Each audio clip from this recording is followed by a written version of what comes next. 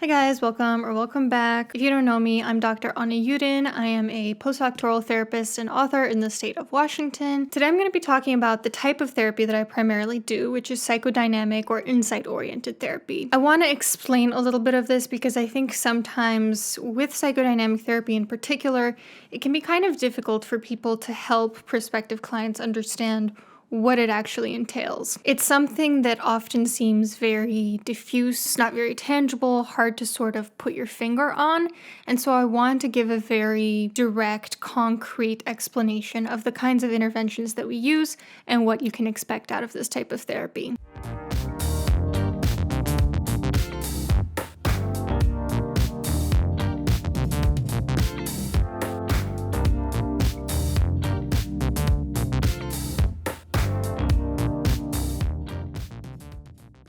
So, a little bit of introduction to how I became a psychodynamic therapist. Ironically, for the vast majority of grad school, I was a very CBT therapist. I was very solution-focused, directive, hands-on, concrete type of therapist. And I myself had been in this type of therapy for many years. And I think it's great that therapists also do their own therapy. But when I moved across the country for my internship in the last year of grad school, two things sort of happened at the same time. One was that I was getting really bored with the approach I had towards therapy. I was noticing that it wasn't as enriching to me. It felt kind of repetitive to just provide the same psychoeducation, do the same worksheets with people. And concurrently, I myself decided I no longer wanted to be in CBT therapy. I told myself that if I was going to ever go back to therapy, it would be for something more psychodynamic. And the reason for that was because although I did find some use in more directive types of therapy, it felt like the problem was kind of just hopping around from one thing to the next.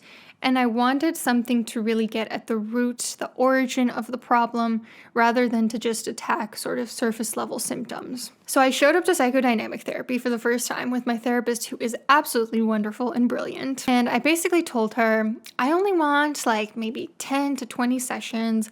I just want to get rid of my anxiety and I want to meet every other week. And she said to me, we cannot meet every other week. We meet weekly for this kind of therapy. I can't promise you that your anxiety is going to go away, and I don't know how long it's going to take. Could take 6 months, could take a year, could take years. And the goal of therapy should not be to just fix a problem. And when I heard that, at first I was kind of like, ooh, okay. A part of me wanted to run away, but I decided to stick with it. I said, you know what? Let's just give this a try. And ironically, I met my original treatment goals within 8 months of being in psychodynamic therapy. For the first time, I actually got at the root of what the problem was. And this was after I shifted away from trying to just solve the problem. I decided, you know what? I'm just going to explore, gain insight. I'm not going to try to get rid of my anxiety anymore. And as I did that, indirectly, my anxiety alleviated. It ironically resulted in stronger progress than when I had been just trying to put out fires in my life. And even now, having met that original treatment goal, I'm still in psychodynamic therapy because I like the support when I'm going through transitions or stresses in my life. I want to continue to gain insight into my relationships, into my patterns. I find it to be interesting and enriching. And I've kind of graduated to more higher order goals now. Now it's less about I want to get rid of this emotion, and it's more about I want to deepen my relationships. I want to learn to trust others and myself more. So let's talk about how this actually happened. First, I'm going to tell you what I gained from my own psychodynamic therapy. That's because I would never talk about a client of mine online. And then I'm going to explain how that actually looks in the therapy room, how these things unfold. So the big takeaways that I had from my own psychodynamic therapy was, first of all, I completely reconceptualized what the problem is. Going into therapy, I felt like I was kind of telling my therapist I have this, and this, I have this problem, this symptom. She refused to see me as all these different symptoms or all these different disorders. She instead reconceptualized the problem as not symptoms or labels that make me who I am, that define me, but rather reactions to adversity. And this really helped me stop identifying with certain labels. Now, I kind of touched on this before, but psychodynamic therapy has really helped me move from a very solution-focused mindset where I feel like I need to fix everything to just more of an exploratory, insight gathering approach. And this has been very, very liberating because, to tell you the truth, you cannot control your emotions, your thoughts, your physical sensations, the things that happen to you. A lot of those things are outside your realm of what you can control. So the better you get at practicing acceptance of that, the better you can also get at acknowledging what is within your control. And instead of trying to find solutions for every problem, maybe it would be more helpful to instead just explore the problem, dive deep, and see if ironically that might be more helpful. I also got a lot better at asking for support instead of needing to do everything on my own. This is something that historically I've struggled with, is asking people to help me out. I kind of take on the burden to do everything myself. I stopped blaming myself so much for the actions of other people in my life. I completely reconceptualized the way that I understand certain people. There are certain people in my life that I would have never possibly imagined distancing myself from. That now, having been in this type of therapy, I can recognize I do not want to engage in this pattern anymore. And I've come to a place where I'm like, no, I don't want this person in my life anymore. Again, I don't know how else to emphasize this except that a year ago, it would have been impossible for me to even fathom that I could distance myself from this person. I find it easier to trust people now. I find it easier to trust my own judgment now. I don't experience as much shame as I used to. I definitely don't experience as much anxiety as I used to. I stopped avoiding my anxiety. I also stopped identifying as an anxious person. I also got to the root of certain problems, certain symptoms that I had. So, for instance, I realized the reason why I wake up around 3 a.m. feeling shame sometimes. And once I actually got to that reason, once my therapist actually explained it to me in therapy, it hasn't happened since. It's absolutely mind-blowing. I also understood the symbolic reason why I was anxious about one specific thing, and it traced back to a relationship I had in my life. Something that I hear sometimes from clients when they're coming in and they're not sure about psychodynamic therapy, they're a little bit ambivalent. Sometimes people will say, well, I'm a very introspective, self-insightful person already. I don't think I need more insight. The thing about that is, you can be a very insightful person, but you only see things from your perspective. I, for instance, like to think I'm a pretty insightful person myself. I have a very strong understanding of my own psychology and my own history. But I, too, benefit from having a third party who is also a trained psychotherapist in giving me her perspective on things. Sometimes I'll come into therapy with a dream, for instance, and I will have kind of interpreted it all on my own. But she will have something that it's unbelievable that I didn't think of, because you can only see things from your perspective. And when you're only seeing things from one perspective, you're missing the other, however much, 180 degrees of the problem that is outside of your realm of visibility. We could all benefit from having an extra perspective and the insight of someone other than us. Let's not delude ourselves into thinking we have it all figured out by ourselves. Also, a second thing is, you could have an insight on yourself. You could say, oh, I logically understand that I do this thing because of this thing that happened. But if you don't really feel that insight, you're not going to transform it into something healing. So for instance, let's say that, I'm trying to think of an example. Let's say that I'm a very insecure attachment style, very avoidant. I try to avoid other people's affection.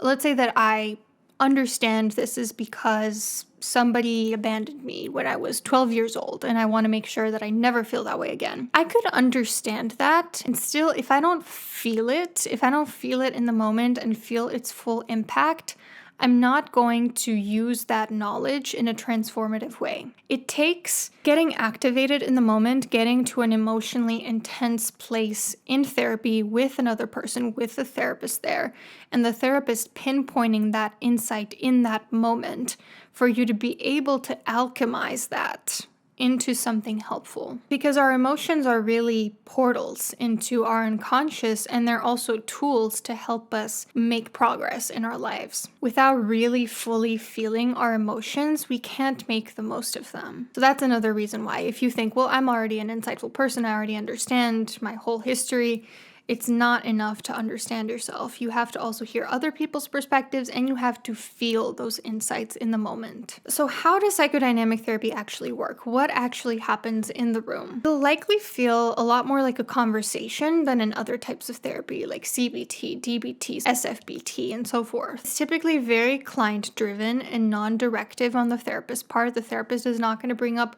worksheets and skills. They're not going to tell you what to talk about. That is your responsibility. It'll usually start with the client bringing up whatever they feel is pertinent, or the therapist trying to help them access what is most emotionally pertinent in that moment. And sometimes you might leave feeling like, what exactly did I accomplish in this session? If you're someone that's really compulsive or productive, needs to feel like they accomplished something in a certain hour, you might be kind of confused because, like I said, there are no worksheets, there's no homework, there's no skills. But I take notes after each and every one of my psychotherapy sessions. I reflect on the key takeaways and insights that I gained. And I can tell, first of all, that I have like a whole page of insights that I've gained. And then after weeks and months, when I look back on prior reflections, I can see how far I've come in my perspective, in my emotions, in my relationships. Massive changes are happening, you just don't realize it as much. Now, on the therapist's end, the interventions might sound simple on paper. Things like asking a question, clarifying something, explaining something, interpreting something. These things sound very simple to do, right? Like you might hear a therapist saying, "You mentioned last night's date didn't go so well, and then you started tapping your foot. What do you think that is about?" Something like that is meant to gently nudge the client towards awareness of the fact that they're avoiding an emotion, likely anxiety. Or a therapist might say, "I wonder if you had this angry reaction to your professor saying that to you because it brought up memories of X, Y, and Z." Something like that might be meant to point out how current emotions are informed by triggers related to the past. So you see, these interventions sound so simple. If you don't know what they're meant to accomplish, it could seem like your therapist isn't doing anything at all. In the therapist's mind, they're doing a lot of unseen work. They're noticing clues about the client's emotional state.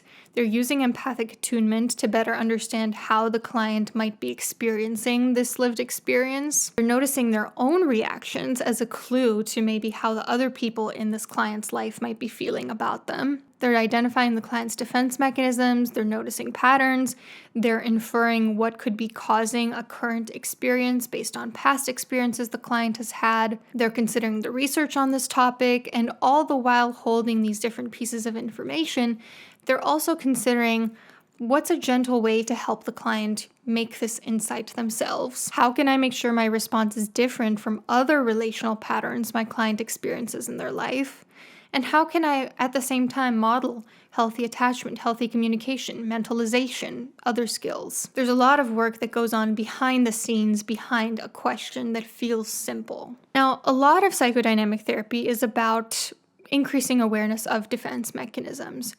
Defense mechanisms are the walls we put up when there's something too painful to acknowledge in the unconscious realm. So our mind goes, "Nope, I don't want you to look at that yet. I'm going to put up this wall." And a lot of psychodynamic therapy is helping clients become more aware of when they're doing this, with the intent of lowering those barriers a little bit. When there's something helpful in the unconscious that they would benefit from knowing, helping them prepare to take that information in. So a lot of it is becoming more aware when we're using defense mechanisms, and then the other half of it is becoming more aware of the unconscious information past those defense mechanisms. So this could be by straight up noticing patterns or making interpretations. It could be like saying, "I wonder if you feel bad about what you said to Emma because you're afraid of conflict. You grew up in a home where expressing anger wasn't allowed." A lot of this type of therapy is also getting in touch with our emotions, using them as a portal to the unconscious, like I mentioned, and as a way to move forward, to make progress, to heal. A lot of it is also highlighting patterns between past and present. I sometimes think about it as like highlighting motifs or themes in a work of fiction. For instance, a therapist might say, "When your parents divorced, you felt like your mom abandoned you, and you've been fearing further abandonment ever since." And now this isn't necessarily implying causality, it's just an observation. There could be causality there, but not necessarily. At the end of the day, it's just a pattern. Noticing relational patterns is also a really big piece of this type of therapy. So for instance, my therapist pointed out that I struggled to accept help or validation from other people. And she helped me see the errors in that pattern and helped me forge new patterns of moving through the world. What it did for me is what it needed to do, but what it could do for you is something wildly different.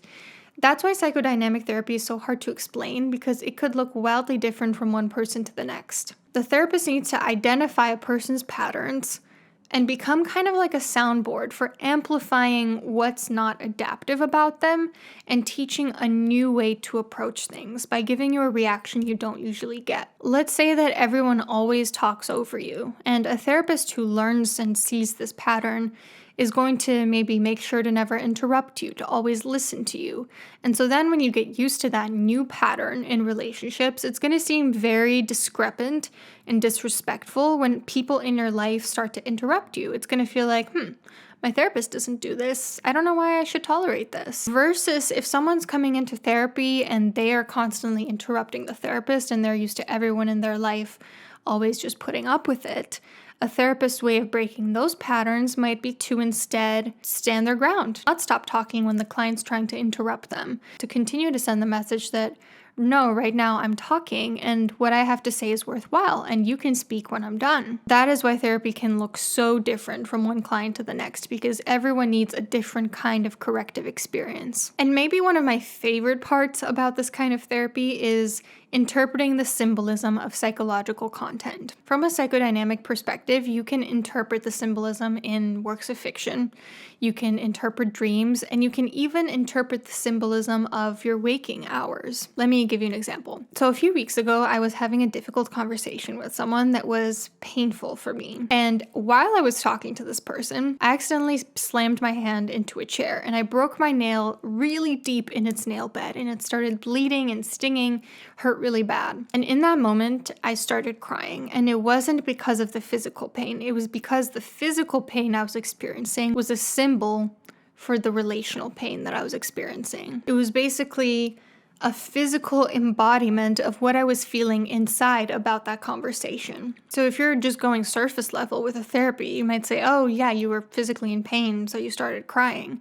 But if you go a little bit deeper, you realize that the physical pain was a symbol for something else. And dream interpretation is also something that I really, really love, because the unconscious communicates to us through symbolism, and that shows up in dreams.